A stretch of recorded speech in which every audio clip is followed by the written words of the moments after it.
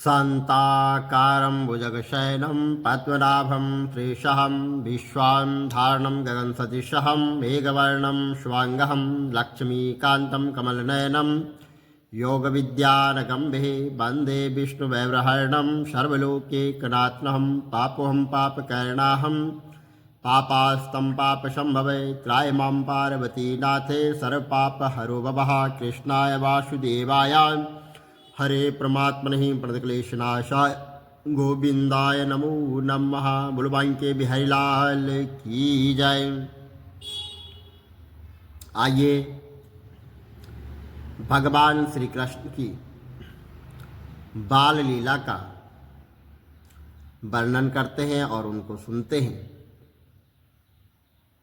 भगवान श्री कृष्ण सुखदेव मुनि बोले, हे राजन, धीरे धीरे भगवान कृष्ण अपनी बाल सुलभ चेष्टाओं से पलने बढ़ने लगे और मथुरा पहुंचकर गर्ग मुनि ने वासुदेव को वज्र का सभी समाचार सुनाया और उनके पास बैठ गए। और उनके पास बैठी देवकी ने यह समाचार सुना तो प्रसन्नता प्रकट की, किंतु मां के हृदय में आंसू आंखों पर छलक आए। हे राजन, भगवान श्री कृष्ण की यह कथा उनकी बाल लीला से बढ़ती हुई आगे उनकी क्रीड़ाओं का भी समाहार करती है। कुछ ही दिनों में बलराम और श्याम घुटनों और हाथों के बल बैकाय चल चलाकर गोकुल में खेलने लगे और दोनों भाई अपने नन्हे नन्हे पांवों को गोकुल की कीचड़ में घसीटते हुए चलते। उस समय उनके पांव और कमर में जो घुंघरू बंधे हुए थे रुनझुन कर वो बजने लग गए। यह शब्द बड़ा अच्छा मालूम पड़ता है।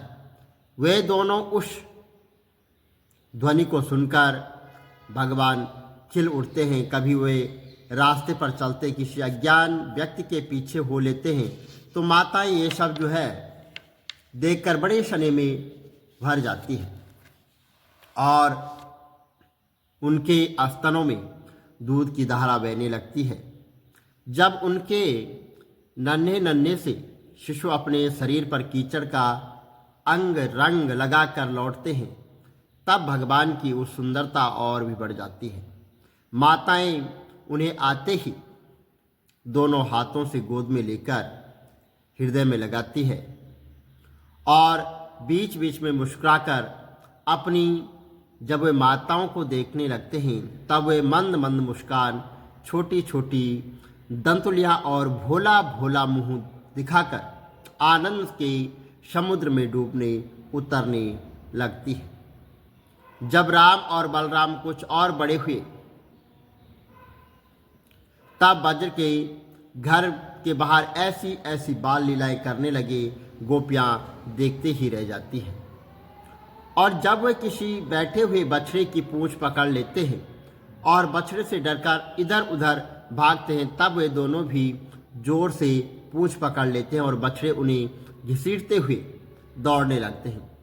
तब जो है तो गोपियां अपने घर का काम धंधा छोड़कर बस यही सब देखती रहती है और हंसते हंसते लोटपोट होकर आनंद में मग्न हो जाती है। कन्हैया और बलराम दोनों ही बड़े चंचल और बड़े खिलाड़ी थे। वे कहीं हिरण, गाय आदि सिंग वाले पशुओं के पास खेलने के लिए कूद पड़ते, कभी जो है तो दांत से काटने वाले कुत्तों के पास पहुंच जाते, तो जो है कभी आंख बचाकर तलवार उठा लेते, कभी कुएं या गड्ढे के पास जल में गिरते गिरते बचते, तो कभी मोर आदि पंछियों के निकट चले जाते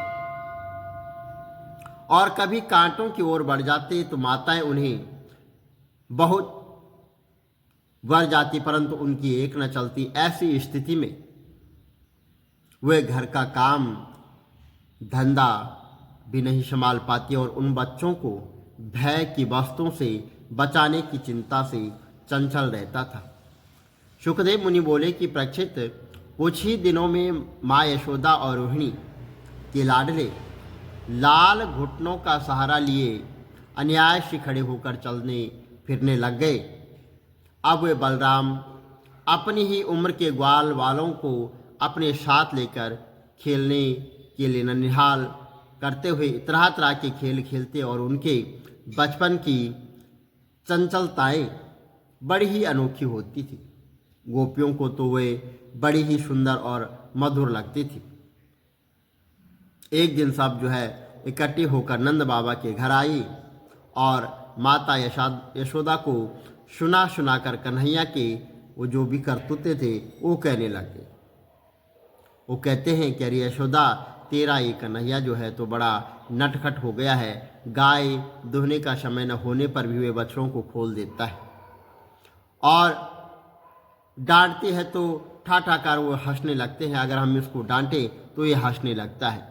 यह चोरी के बड़े बड़े उपाय करके हमारे मीठे मीठे दही दूध चुरा कर खा जाता है। केवल अपने ही खाता तो भी एक बात थी, अगर ये अपने आप ही खाता तो एक बात भी थी। या तो सारा दूध दही बानरों में बांट देता है और जब वे भी पेट भर जाने पर नहीं खाते हैं तब ये हमारे मटकों को भी फोड़ डालता है।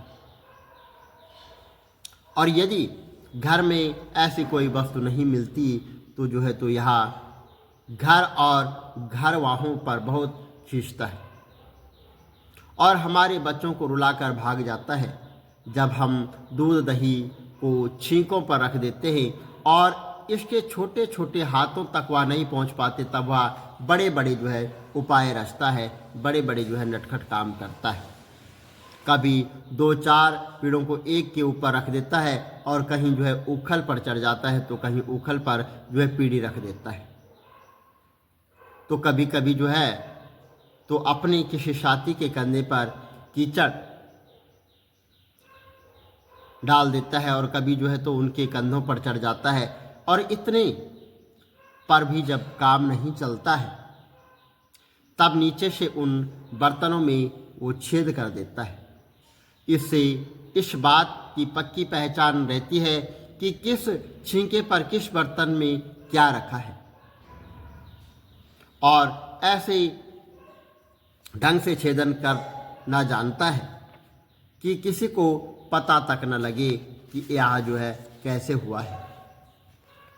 जब हम अपनी वस्तुओं को अंधेरे में छिपा देते हैं तब नंद रानी, तुमने जो इसे बहुत सा मणिमय आभूषण पहना रखे हैं उनके प्रकाश से अपने आप ही सब कुछ देख लेता है। इसके शरीर में भी ऐसी ज्योति है कि जिससे हमें सब कुछ दिख जाता है। यह इतना चालाक है कि कब कौन कहाँ रहता है इसका पता इसको पूरा चल जाता है। और जब हम सब काम धंधों में उलझी रहती है तब वह अपना काम बना लेता है। ऐसे करके भी टिडाई की बातें करता है और उल्टे ही हमें चोर बना देता है और घर का मालिक स्वयं बन जाता है।